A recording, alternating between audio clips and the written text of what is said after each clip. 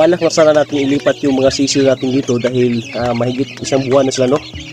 Isang buwan na sila at 5 araw mula noong pagkapisa nila. So ito ay tamang-tama, no, para ilipat na natin sila sana sa ating grow out pen. Ang problema lang ay hindi pa natapos, no, yung pinapagawa nating grow out pen para sa kanila. So ito, tiis-tiis mo sila dito, no, dahil hindi pa natin sila pwedeng ilipat. At kahit medyo masikip mo sila dito, no, ay lalagyan lang natin ito ng bagong risal, no, para hindi mangamoy yung ating brooding pen dahil medyo malalaki na yung ating mga sisiw dito. So ito na sila, no, at ang panahon naman ngayon, no, ay medyo makulimlim na dahil simula na, no, yung pag-ulan. At ito na nga, no, yung boses natin ay nag-iba dahil tinamaan tayo, no, ng flu. Dahil nung nakaraang araw, nung pumunta tayo dito ay nabutan tayo ng ulan. Tapos ay napakainit ng umaga, bandang hapon ay biglang umulan, no? At nabasa tayo ng ulan, kaya ito medyo may ubo tayo at may sipon. So sa mga ganitong panahon, no, ay hindi mabuting range ng mga manok, ng mga sisiw dahil kahit bakunado, no, yung ating mga sisiw dito ay tatamaan pa rin sila ng mga sipon at saka lagnat. So sa mga ganitong mga panahon, dapat yung mga sisiw natin ay nandito lang sa range area, sa brooding pen natin, no? Hindi natin sila papalabasin para maiwasan natin na magkasakit yung ating mga sisiw. So itong mga sisiw natin, no, ay tatawagin na sila ngayong mga harding chicks dahil mahigit na sila isang buwan. Ito na yung ating pangatlong batch ng mga itlog na isasalang natin sa ating incubator ngayong araw, no.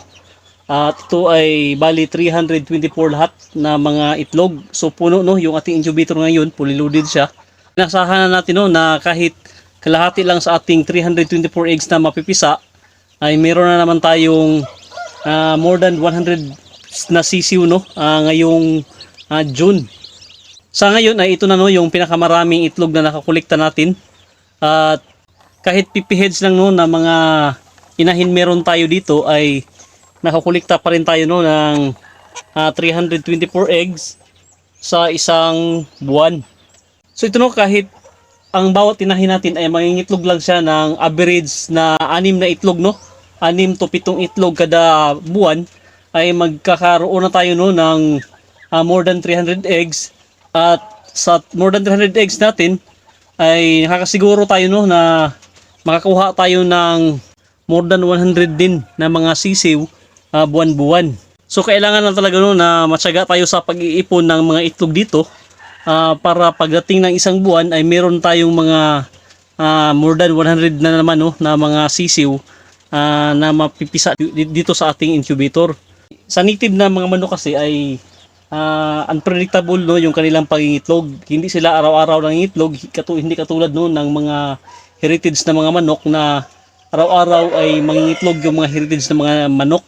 Pero dito sa mga native na manok ay hindi natin, no, ma-predict na araw-araw ay mangingitlog yung mga manok natin. So may mga araw na sunod-sunod, no, yung kanilang pangingitlog at may mga araw naman na hindi karamihan yung itlog na makukolekta natin.